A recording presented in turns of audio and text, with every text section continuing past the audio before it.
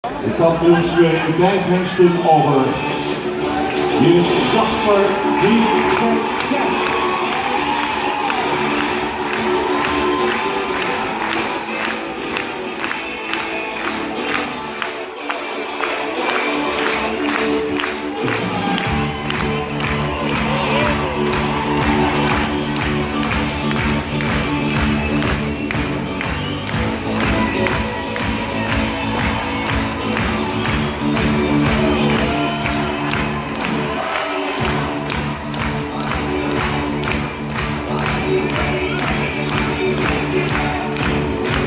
Naar de championship now.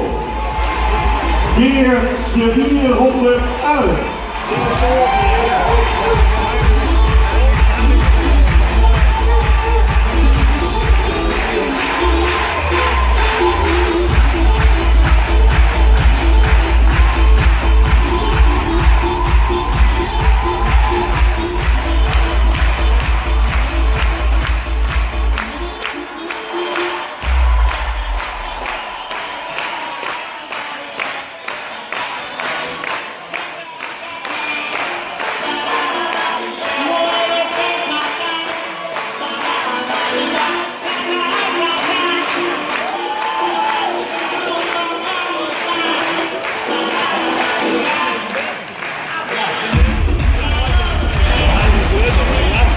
Michiel 442.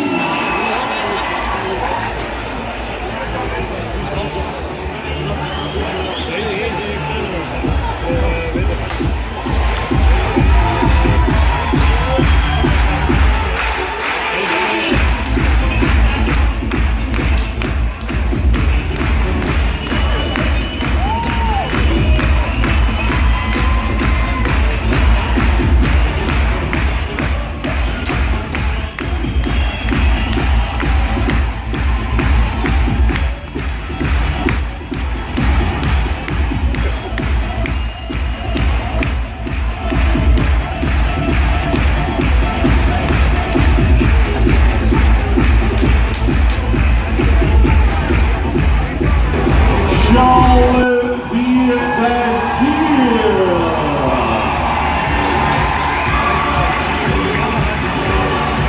Jezus. Muziek.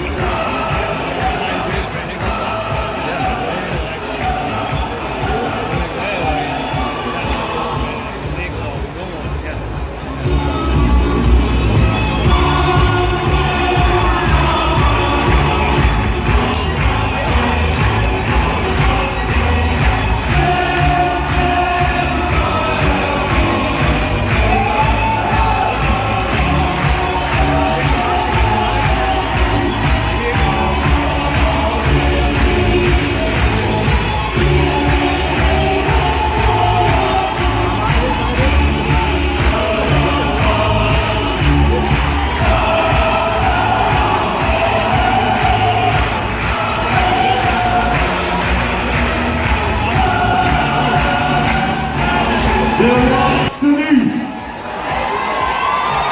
Alwin 469.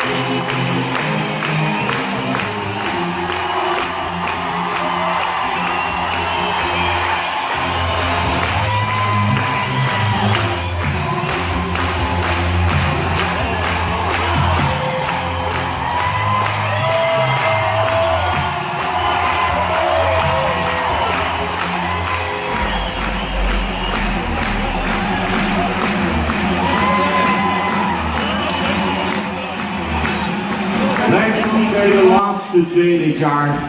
Dames en heren, ik kan u zeggen, Nummer 366 Jasper gaan we op dit moment afscheid van nemen met een geweldige applaus.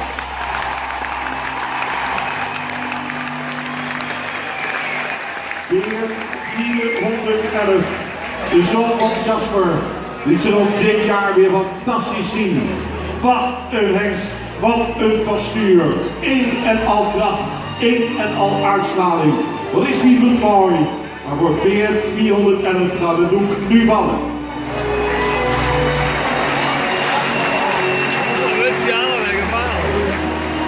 Wat staat deze hengst nog deugdelijk bij? Perfect hier voorgesteld. Michiel 442. Maar u ziet het, 3 hengsten nog in de strijd. We hebben maar 2 titels, reservekampioen en kampioen. En is Michiel 442 bij die laatste 2 hengsten. Ik kan u vertellen, helaas het doek valt voor Michiel. En dan hebben we 2 hengsten over voor het reservekampioenschap en het kampioenschap. En Louise Hoppe gaat zo dadelijk vertellen wie er reservekampioen van de jury stond. Wie zou er dan kiezen voor Janne? En als u nou jurylid was, wie zou er dan kiezen voor Alwin? En mevrouw Hoppe is voorzitter van de jury. Dus zij en haar team moeten die gaan kiezen.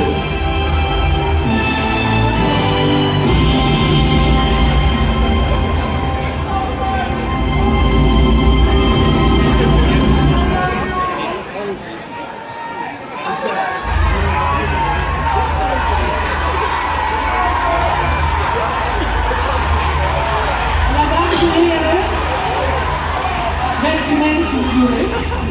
Ja, beste mensen. Je ontmoet elkaar weinig, maar jij hebt gekozen voor 469 Alwin aan het kampioen.